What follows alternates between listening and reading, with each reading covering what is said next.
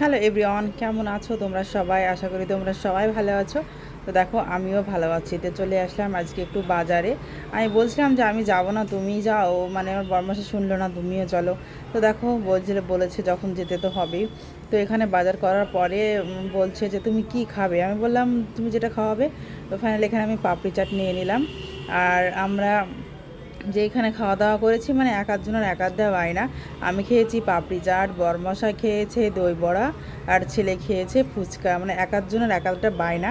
তো তারপরে দেখো ছেলে আমার ওখানে যেই মানে জল থাকে সেগুলো খাবে না, ও কেনা জল খাবে। তো তার জন্য ওর জন্য কেনা জল নিতে হলো।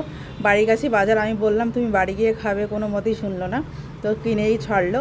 তো দেখো আমাকে রেখে আমার বরমশা পুরো রাস্তা পার হয়ে গেছে। তো আমি বলছি হে আল্লাহ, এটা বর না আমার শত্রু, আমাকে রেখে চলে গেছে আগে। আর এখানকার না রাস্তাটা পার হওয়া খুব চাপ। এখানে সিগন্যাল পড়লে কেন তুমি একপার থেকে ওপারে যেতে পারবে। তো দেখো ফাইনালি চলে আসলাম বাড়ি। তো বাড়ি যাচ্ছি। তো সবাই কেমন আছো একটু জানিও প্লিজ। আর ছোট্ট একটা মিনি ব্লগ তোমাদেরকে দিলাম। আর সবাই ভালো থেকো, সুস্থ থেকো এই কামনাই করি।